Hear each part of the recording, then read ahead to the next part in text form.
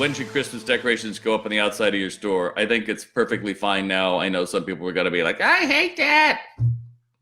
Haters going to hate.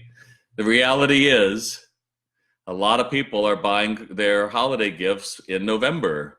So maybe you're not going to put everything out, but I would certainly have at least one window that was holiday themed already. And I would certainly think by the 20th, you are ready to go at the latest.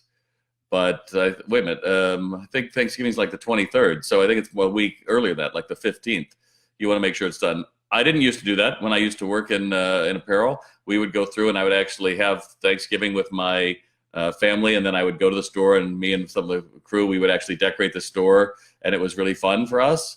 But you know what? I was 20 years old then, and it was easier to do that then. At some point, it's like, why am I doing this?